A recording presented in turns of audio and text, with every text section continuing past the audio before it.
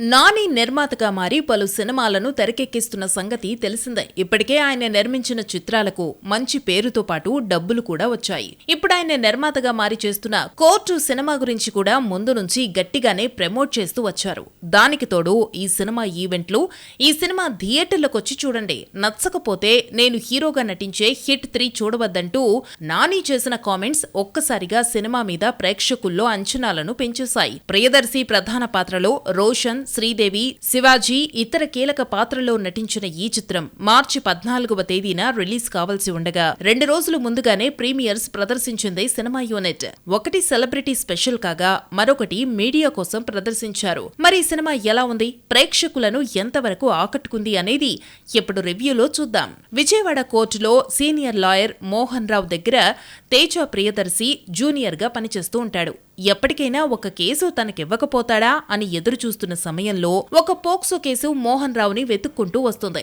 విశాఖపట్నంలో ఒక వాచ్మెన్ కొడుకు చందు, అదే ప్రాంతంలో ఒక రైస్ మిల్ ఓనర్ మంగపతి కుటుంబానికి చెందిన ఇంటర్ చదివే జాబిలీతో ప్రేమలో పడతాడు. అయితే అది నచ్చక మంగపతి శ్రీదేవి వయసు అడ్వాంటేజ్ గా తీసుకుని పోక్సో కేసు నమోదు చేస్తాడు. అన్ని ప్రయత్నాలు అయిపోయిన తరువాత మోహన్ రావుని వెతుక్కుంటూ వచ్చిన ఈ కేసుని తేజ ఏం చేశాడు, తేజ కారణంగా చందు బయటకొచ్చాడా, అసలు పోక్సో కేసు నిజమేనా లేక ఇరికించారా లాంటి విషయాలు తెలియాలంటే సినిమాని బిగ్ స్క్రీన్ మీద చూడాల్సిందే.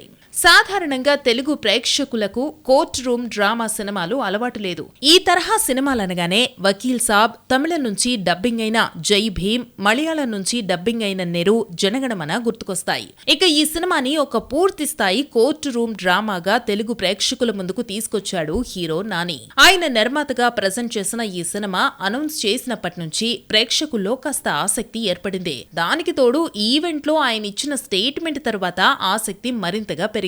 ఇక సినిమా ఓపెనింగే పోక్సో కేసులో ముద్దాయికి శిక్ష ఖరారు చేస్తున్నట్టుగా ఉంటుంది.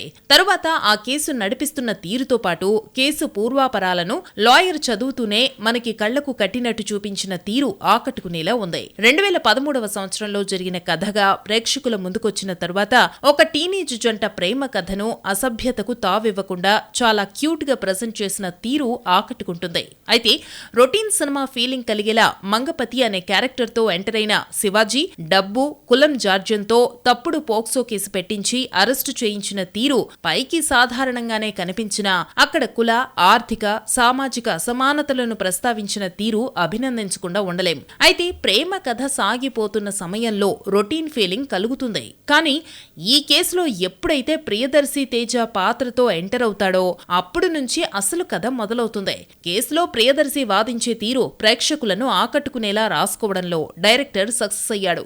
సినిమాని ఎక్కడా ఇదతనికి ఫస్ట్ సినిమా అని అనిపించకుండా తెర మీదకు తీసుకురావడంలో దర్శకుడు పనితీరుని నేర్చుకోవాలి. అయితే సెకండ్ హాఫ్ లో వచ్చే కొన్ని సన్నివేశాలు మాత్రం లాజిక్స్ కి దూరంగా ఉంటాయి. కాకపోతే ఒక మంచి కథ చెప్పాలనుకునే ప్రయత్నంలో దర్శకుడు తీసుకున్న సినిమాటిక్ లిబర్టీగా వాటిని ఫీల్ అవ్వచ్చు.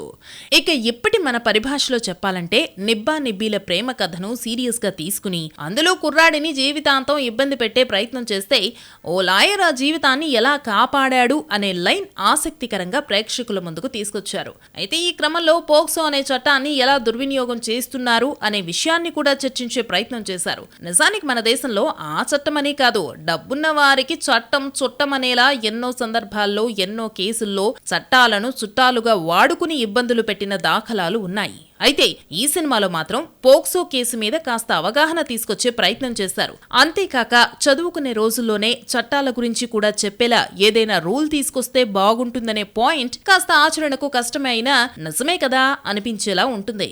అయితే సెకండ్ హాఫ్ లో వచ్చే కొన్ని సన్నివేశాలు కొందరికి లాజిక్లెస్ అనిపించొచ్చు. అయితే మొత్తంగా చూసుకుంటే ఈ సినిమా మీద నాని నమ్మకం నిలబడిందా అని అడిగితే నిలబడిందని చెప్పొచ్చు. నటీనటుల విషయానికొస్తే ఈ సినిమాలో ముఖ్యంగా మాట్లాడుకోవాల్సింది శివాజీ నటన గురించి. గతంలో ఎన్నో సినిమాల్లో హీరోగా నటించి కొన్ని సినిమాల్లో క్యారెక్టర్ ఆర్టిస్ట్ గా నటించిన శివాజీ ఈ సినిమాతో ఓ సాలిడ్ కంబ్యాక్ ఇచ్చాడు. అందరూ ప్రియదర్శి నటన కోసం ప్రిపేర్ అయి వెళితే అవుట్ ఆఫ్ సిలబస్ గా వచ్చిన శివాజీ అర్పించాడు. శివాజీ నటనకు విజిల్స్ తో పాటు చప్పట్లు కూడా వినిపించాయి. ఇక ఆ తరువాత ప్రియదర్శి కూడా తనదైన శైలిలో నటించి ఆకట్టుకున్నాడు. ఇక యువ ప్రేమ జంట రోషన్ శ్రీదేవి కూడా చాలా క్యూట్ గా కనిపించారు.